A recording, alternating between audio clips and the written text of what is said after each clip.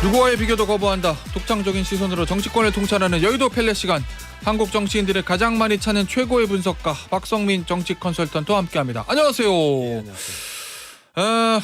오늘 국무회의가 있어요. 근데 이제 차상병 특검법에 대해서는 모든 언론은 이미 대통령도 기자회견에서 좀 밝혔습니다만 거부권 행사할 것으로 지금 예상을 하고 있습니다. 근데 예전에 박 대표 그런 얘기 하셨잖아요. 조건부 수용하는 게 어떻겠냐.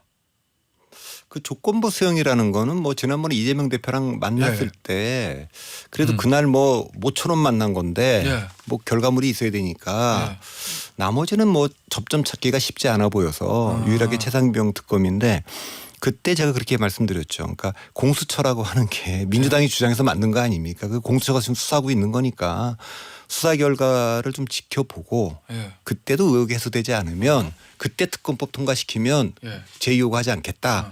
뭐 그런 요 타협할 수 있는 거 아니냐. 뭐 그렇게 얘기한 적은 제가 있죠. 그럼 대통령이 이제 기자회견에서 했던 얘기도 막 그런 취지거든요. 공수처 수사 이제 지켜보고 의혹이 해소되지 않으면 내가 먼저 특검 요청하겠다라고 얘기했잖아요. 기자회견에서. 예. 그럼 그 연장선상이면은 오늘 거부권 행사는 해도 된다? 아니면 그래도 하면 안 된다? 그러니까 그때 말한 취지도 그렇고 저도 그렇고 그 공수수사 일단 지켜보자. 이거 이제 이재명 대표가 오케이를 안 한 거 아닙니까? 오케이는 안 했죠. 예, 그러니까 재의요구 하겠죠. 대통령은 거부권을 행사할 거다. 예.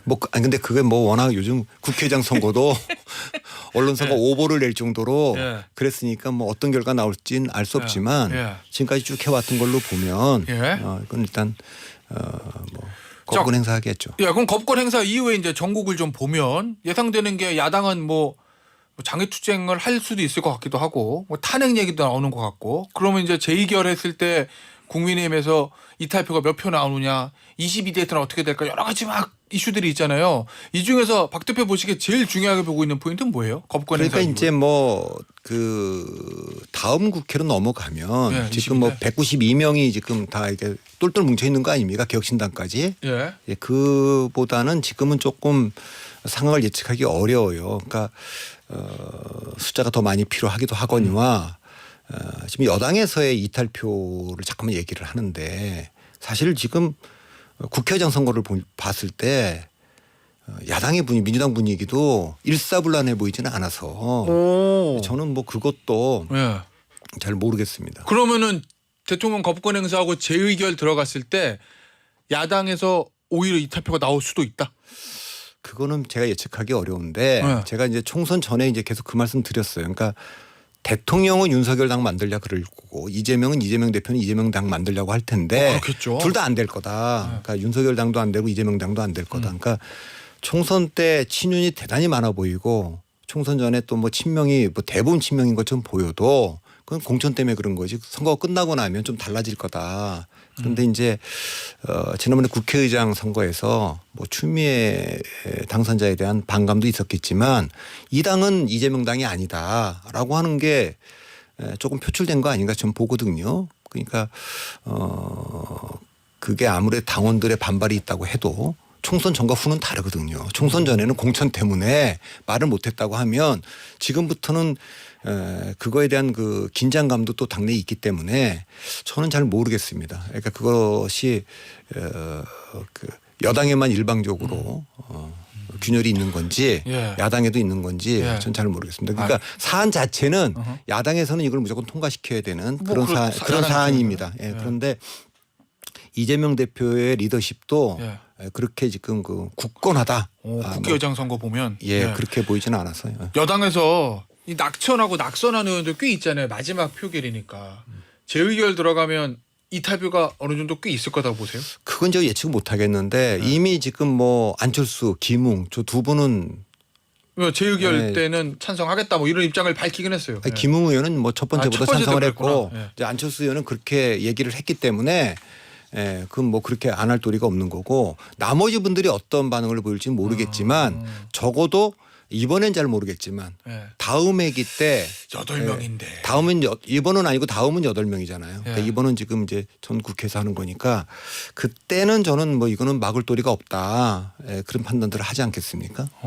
그래서 저는 특검법은 예. 이번에 어떻게 되든지 간에 그 여야가 새 원내대표가 뭐 여당 쪽에서도 좀 독소 조항이라고 얘기하는 것들 그 일부 좀 고치고 그다음에 이걸 제가 보기에는 이번 결과를 보면 다음 회기에서 막을 도리가 없다고 하면 저는 그걸 그 특검법을 통과시키고 대통령이 제의 요구를 했는데 그때 가서 다시 통과가 되면 사실상 정치적 탄핵 아닙니까? 200석 넘겨갖고 통과가 됐다는 건데 그건 너무 부담되고 또 이번에 뭐 제의할 때 부결됐다고 하도 다음에 다시 하면 부담되니까 저는 이건 뭐 정책으로 협상에서 타결해야 되지 않을까 봅니다. 그 얘기는요. 22대 국회 넘어가면 8표가 재의결하려면 8표고 만약에 그게 재의결이 되면 대통령은 정치적 탄핵인 거고. 글쎄 그건 제 해석인데 정치적 탄핵이라고 얘기할 수 있고 법적 탄핵은 아니어도 제 해석이죠. 그럼 레임덕이 뭐 급속도로 빨라지겠죠. 그리고 만약에 재의결이 또 안 되면 국민의힘이 또 그때는 부담을 느낄 수도 있으니 아예 그냥 양당이 협의해가지고 통과시키기에 차라리 낫다 이런 말씀이신 거죠. 예, 저는 그렇게 봅니다.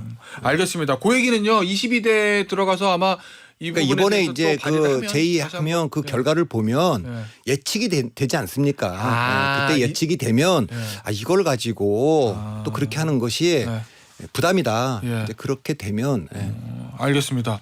자, 국회의장 선거 얘기 좀 해볼게요. 이번에 솔직히 박 대표도 추미애 당선인이 될 줄 아셨어요? 아니면 이변이 있을 수도 있다. 아니 저는 뭐 이변이 있을 수 있다는 생각은 하지도 않았어요. 그냥 추미애 당선인이 아니, 그러니까 거의 추 이렇게. 왜 뭐 미에로 하비바라고 그렇게 다 이미 얘기를 하고 근데 결과가 나왔을 때 그때 이제 그 생각을 좀 했죠. 근데 그날 뭐 다른 모 방송에서 그 유인태 전 사무총장 국회 사무총장이 아니 그쪽에서는 그렇게 안 본다. 그 초선의원들이 어떤 판단을 할지 모른다 그러길래 제가 판단을 다르게 한다면 초선의원들은 아닐 거고 재선 이상에서 아마 이탈표가 나올 거다. 그러니까 저는 이제 다른 거보다도 문재인 친문 쪽에서 그동안 공천 때문에 가만히 있었지만 제가 계속 말씀드렸잖아요. 이 당이 이재명 당 되기가 쉽지 않다. 여전히 그러면 친문의 힘이 있다. 전 2012년, 16년, 20년 세 번을 이른바 이제 문재인 영향력 하에 공천이 진행된 거 아닙니까? 그렇죠. 그게 굉장히 강력히 있기 때문에 저는 이재명 대표가 이 당을 이재명 당으로 바꾸는 게 쉽지 않은데 무엇보다도 그 지난번에 총선 공천 때 공관위원장이 윤석열 대통령, 윤석열 정권 탄생에 책임 있는 사람들은 뭐 조금 책임 좀 져야 되는 거 아니냐 이렇게 얘기할 때 이거 조국 추미애 전 법무부 장관을 말하는 거 아니냐 이렇게 했는데 그 뒤에 진행되는 걸 보면 그게 아니라 윤석열 대통령 당선의 1등 공신, 2등 공신은 추미애 조국 두 법무부 장관이 아니고 임명한 문재인 대통령이 1등 공신이고 그때 그 임명된 검찰총장이 법무부 장관, 조국 법무부 장관 지명자에 대해서 압수수색을 하는데 이 상태로 임명하면 안 된다. 이렇게 말렸던 임종석 전 실장 이런 분들이 공신이다. 근데 만일에 이번에 국회의장에서 추미애 국회의장이 되면 그게 딱 공인되는 거 아니겠습니까? 그러니까 친문 입장에서는 그건 받아들이기 어렵다. 이제 그런 거고 그게 이제 표출됐다 저는 그렇게 보죠. 자, 그러면 이번 사태로 이번 일로 이재명 대표의 당내 리더십이 상처가 좀 났다 아니면 별 영향 없다. 어느 쪽이에요? 연임을 도전하는 데는 동력이 될 겁니다. 강력한 연임. 그건 왜죠? 그건 왜냐하면 이거 안 되겠다. 딴 사람한테 맡길 수도 없고 이재명 대표가 당을 강력하게 장악해야 된다. 이 요구가 있을 거기 때문에 전당대회에 도전하는 데는 강력한 동력이 될 건데 오히려 그 힘을 정당대회를 더 내가 연임해야 되겠다는 생각을 굳히게 한다. 뭐 그런 거죠. 본인이 뭐 그 생각을 하기도 할 테지만 주변에서 외부에서의 압력이 굉장히 높아질 거고 그래서 뭐 그 동력은 될 겁니다. 다만 이재명 대표도 느꼈을 거예요. 지난번에 체포동의안 통과 때처럼 이게 간단치 않구나. 내가 공천 때 상당히 정리한다고 했는데도 총선 끝나고 나니까 이 현역의원들 딴 생각하는구나라는 걸 느꼈을 거예요.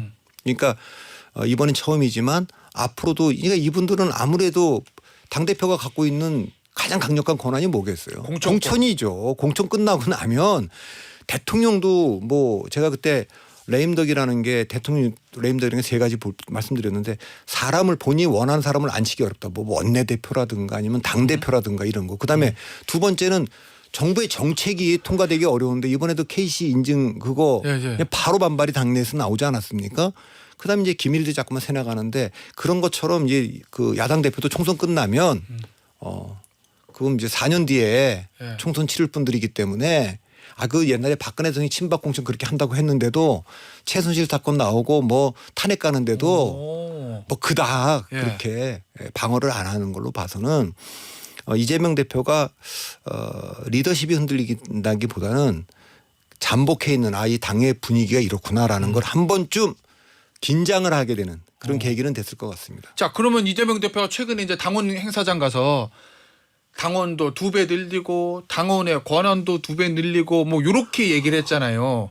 그럼 그 얘기는 더 빨리 확실하게 이재명의 당으로 민주당을 만들기 위해서 당원의 권한을 확대하는 방향으로 간다. 뭐 이렇게 이해해도 되는 거예요? 그러면? 그거는 뭐 여러 가지 말들이 나오고 있는데 뭐 김민석 의원도 뭐 또 얘기를 하고 뭐 국회의장이나 원내대표 정청래 의원도 얘기를 하고 이렇게 얘기를 다 하는데 그거는 지금 뭐 당원들을 달래기 위한 거고 더 당을 확 장악해서 우리 뜻대로 가야 되겠다. 그렇지만 거듭 말씀드리지만 공천은 4년 돼 있는 거기 때문에 지금 사실 현실적으로 어렵다는 그 거죠. 안에 이제 뭐 그 대선 후보 경선도 있고 그다음에 뭐 대선도 끝나야 되고 하기 때문에 그 장악력이라고 하는 게 현재 약해질 겁니다.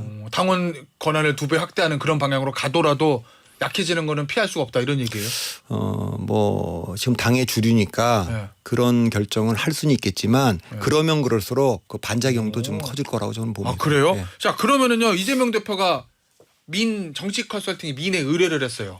박성민 대표. 그 가능성이 없는 얘기 자꾸만 묻지 마시고. 가정. 저 그냥 막 혼자 생각하고 막 이래요. 가정하고 혼자 생각하고 혼자 답내고. 자, 그러면 어찌 됐건 간에 나 이재명이 민주당을 완전히 이재명 당으로 탈바꿈시켜서 저 차기 대선 행보에 그냥 탄탄대로로 가고 싶습니다. 장애물을 다 치우고 싶어요. 이 당을 내 당으로 만들고 싶어요. 방법이 뭐예요?라고 질의를 하신다면 뭐라고 답해 주시겠어요? 그러니까 제가 하는 얘기를 거의 안 받아들일 거기 때문에 의미 없는 질문이라는 걸 전제하고. 그러니까 어차피 저 전화도 안 한다면서요. 그러니까 크게 보면 이제 두 가지 설이 있는 겁니다. 두 가지 주장이 있는 겁니다. 그 이제 민주당의 주류 이재명 대표가 무슨 생각인지 모르겠어요. 그러나 이를테면 이런 거죠. 이제 180석을 4년 전에 만들어 줬는데 그때 우리가 개혁을 제대로 못해서 못 밀어붙여서 정권 넘어갔다.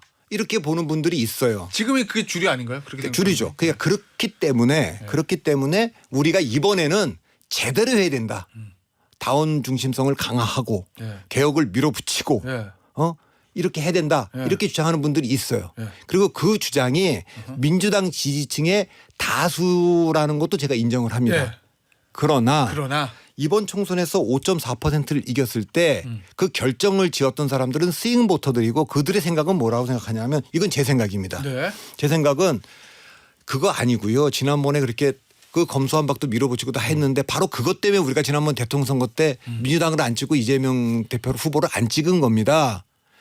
그때 그것 때문에 우리가 문재인 정부 심판한 거고 이재명 후보 안 찍은 거예요. 이번에는 그렇게 일방적으로 밀어붙인 윤석열 대통령을 심판한 것뿐입니다. 윤석열 대통령을 혼내주기 위해서 민주당을 찍은 건데 만약 민주당이 4년 전처럼 그렇게 또 그대로 한다면 우리는 또 국민의힘을 대통령 선거나 지방선거에 찍을 수밖에 없어요 라고 할 거라고 중도 스윙보터들이 결정을 할 건데 그 얘기인즉슨 그렇게 지향하는 사람들이 그 소수일지라도 그들이 떠나면 전 대통령 선거도 뭐 지방선거도 어렵다고 봅니다. 그래서 제가 만일에 이제 이재명 대표가 저한테 물어본다면 제가 세 가지 분명히 말씀드릴 수 있어요. 대한민국에서 기호 3번이 현재 제도화에서 대통령 되는 거 어렵다.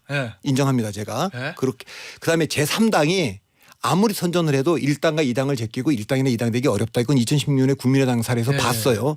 그러나 세 번째 그렇지만 대통령 선거, 국회의원 선거, 지방선거 모든 선거의 승부는 스윙 보터들이 중도가 결정하는 겁니다.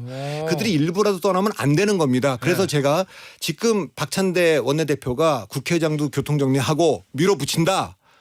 그러면 저는 그 뭐 물론 선거 아직 많이 남았지만 예. 예, 그러면 뭐 그것도 저는 어려울 거다 이렇게 보죠. 그래서 그렇게 안 가는 것이 그 이재명 대표는 그래서 일가구에 대한 그 뭐 종부세 문제도 그렇고 네. 여러 가지로 고민하는 흔적은 좀 보여요. 종부세 그 문제는 사실은 보수 진영의 일종의 담론이었는데 그러기도 하고 그래서 이재명 대표는 야 이거 보니까 이렇게 하는 게 아니라 조금 유연하게 가는 게 네. 결과적으로 보면 추미애 당선자가 국회의장 되는 것보다는 네. 우원식 의원이 국회의장 되는 것이 결과적으로는 네. 이제 좀 나을 수도 있고 그래서 이재명 대표는 속으로 어떤 생각할지 모르겠어요. 네. 제가 그 얘기를 하면 만일에 아까 그 질문을 해서 그러면 아유 박 대표 나도 그 생각을 좀 하는데 네. 지금 이 당 분위기가 이래서 이거 참 이거 나도 이거를 어떻게 컨트롤하기가 어려운데 그럼 어떻게 하는 게 좋겠냐 네. 이렇게 또 물어볼 수는 있겠죠. 네. 네. 그럼 어떻게 해야 돼요? 아 그건 뭐 제가 그건 공짜로 할 수는 없고. 아니 전화를 하셔야 되겠구나 미네. 예, 알겠습니다. 자 그러면은 저 22대 국회 때 조국 혁신당하고 손잡고 민주당에서 소위 말하는 검수완박 시즌 2 완전하게 하겠다 뭐 이런 얘기 하잖아요. 뭐 그것도 그러면 장기적으로는 패착이다 이렇게 보시는 거예요? 패착까지는 모르는데 박 대표 시각에서는? 예, 패착까지는 모르는데 어쨌든 제가 보는 시각에서 지난 총선은 예. 그 윤석열 대통령에게 가장 아픈 해초리를 선택한 것뿐이지. 그러니까 지난 2년에 대한 심판의 선거지 미래를 위한 대안을 선택한 건 아니기 때문에 그러니까 조국 혁신당의 미래가 앞으로도 계속 밝을 거냐 예. 저는 그렇게 보지도 않습니다. 예. 그러니까 그거는 많은 문제가 있음에도 불구하고 이 상황에서 예. 윤 대통령이 가장 그 아프게 그 경고할 수 있는 선택을 했다. 예. 그걸로 저는 그 끝났지. 앞으로 대한민국이 이 방향으로 민주당과 조국 혁신당이 주장하는 방향으로 갔으면 좋겠다라는 데까지 전체가 동의한 건 아니고 그 전체가 동의하지 않았다고 하는 중도층 스윙보터들은 언제든지 이탈할 수가 있기 때문에 이 사람들을 어떻게 관리하느냐가 매우 중요한 거고 그건 윤 대통령도 2년 동안 그 관리에 실패해갖고 총선 진 거 아닙니까? 예. 그러네요. 문재인 정부도 민주당 180석 해줬는데 그 관리에 실패해갖고 예. 대선과 지방선거 진 거고 이게 계속 반복되고 있기 때문에 제가 거듭 말씀드립니다. 그 얘기는 저는 저로서는 예. 제가 다른 건 몰라도 그 캠페인하는 사람이 때문에 그건 제 주장이 맞다. 이 예. 얘기를 계속 하는 겁니다. 예, 알겠습니다. 자, 국민의힘 얘기 좀 보죠. 이 국민의힘 총선 백서 투기위의 위원장을 맡고 있는 조정은 의원이 당대표 선거에 나가지 않겠다라고 불출마 선언을 했어요. 요건 어떻게 평가하세요? 그거 원래 그래야 되는 거 아닙니까? 아니 근데 선수가 심판이 선수하면 안 된다. 아니 이제 예. 처음에 백서 위원장이라고 할 때도 예. 사실 백서라고 하는 건 정말 노련한 사람이 맡아야 되는 겁니다. 그러니까 백서는 되게 패배한 정당의 백서는 그렇죠. 백서가 나왔을 때는 예. 나올 필요 없는 백서가 나오는 거고 예. 나와야 될 백서는 나오는 도중에 못 나오게 됩니다. 그거 옛날에 그 2012년에 문재인 후보가 예, 예, 지고 나서 그 백서 못 나왔잖아요. 그때 한상진 위원장이 만들던 거. 그게 당내 권력 투쟁으로 가기 때문에 그렇거든요. 그래서 예. 매우 노련한 사람이 맡아야 되는데 예. 조정은 위원장은 인재 영입위원장 영입위원이었잖아요. 예. 그러니까 평가를 받아야 될 뿐입니다. 평가를 할 뿐이 아니고. 예. 그런데 이제 그분이 그것도 오해를 불러일으킬 수 있는데 이 한동훈 책임론을 지나치게 얘기를 했어요. 그러니까 지난 총선의 패배가 누구한테 책임이냐. 한동훈 위원장 책임이 있죠. 인사 문제, 공천 문제, 전략, 메시지, 정책 다 문제가 있지만 예. 그래도 가장 큰 책임을 물으라 그러면 대통령과 대통령실에 있죠. 지난 2년의 그 정권 심판론. 예, 예. 그러기 때문에 뭐 그 한동훈 위원장이 들어와서 갑자기 나빠진 게 아니고 원래 강서구청장 선거나 그 전부터 안 좋았기 때문에 한동훈 위원장을 구원투수를 넣어봤던 거 아닙니까? 예. 그래서 그걸 구원을 못했으니까 약간 그 책임은 있을 텐데 더 책임이 있다.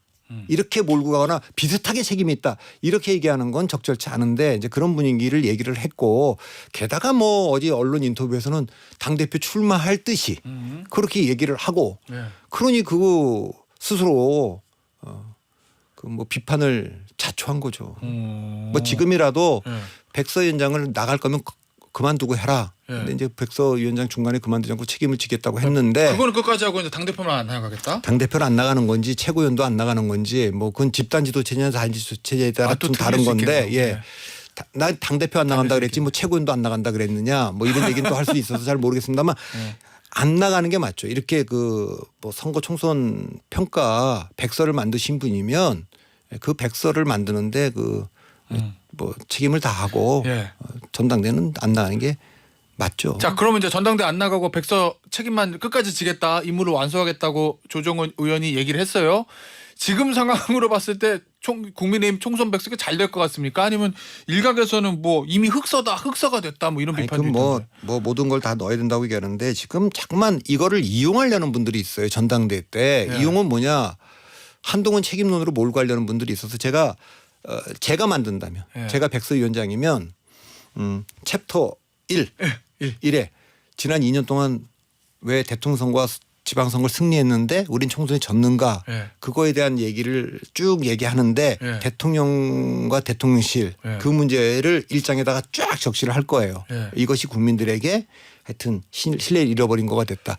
그다음에 챕터 2에 한동훈 위원장은 또 왜 이걸 그러면 실패했는가 이게 이제 두 번째일 것 같고 예. 그다음에 세 번째 뭐 쭉 이제 또 있죠. 예. 그 뭐 여의도 연구원의 문제도 있고 뭐 여러 가지 문제가 있을 겁니다만 그러나 분명한 건 이 선거 패배의 책임이 1차적으로는 어디 있다. 이 얘기는 제가 분명히 저는 할 것 같습니다. 예. 아니 근데 저는 그래서 이제 아까 조정은 위원장이 예. 그럼 나 안 나갈게요 전당대 예. 이러는 게 혹시라도 예. 그러고 한동훈 책임론을 내가 좀 세게 갖다 거다가 써놓으려고 합니다. 이렇게 한다면 예. 저는 그것도 적절치는 않은 것 같아요. 아니 근데 저는 그냥 궁금한 게요. 저는 총선 백서 TF 안 만들어봐서 그런지 모르겠는데 대부분 저 명단을 보니까 이제 이번에 당선된 사람, 낙선된 사람, 당내 인사들 많고 뭐 외부 이제 교수님들이나 여론조사 전문가 좀 계시는데 근데 원래 이런 거 총선 백서 T라는 게 왜 졌나 이거 쓰는 거잖아요. 이런 거 원래 유권자들한테 물어봐야 되는 거 아니에요? 왜 국민의힘 안 찍었어요? 그거 하겠죠. 그게 답 아닌가? 아니, 그거 자기들끼리 앉아가지고 야 우리가 왜 졌나 뭐 생각하면 답이 나오나? 이렇게 그 무슨 뭐 인민재판하듯이 자비판하듯이 가서 당신이 뭘 잘못했는지 얘기를 하셔. 네. 그러니까 그거 뭐 공관위원들도 했다는 거 아닙니까? 네, 대부분은 안 나왔다는 거고. 안 나갔다는 거죠. 그 무슨 누가 뭐 이건 뭐 가서 따지듯이 물었는데 그러니까 공관위원장이 거기서 지난 총선보다 6석이나 더 만들어준 거에 대해서 예. 그게 실제로 제가 뉘앙스를 그 현장에 있지 않아서 잘 모르겠는데 예. 그분이 뭐 그걸 정말 잘 됐다. 한동훈 위원장이 공이 있고 예. 6석이나 만들어준 국민들께 감사해서 그 말을 했을까. 박수영 의원도 그 비슷한 얘기 썼잖아요 SNS에.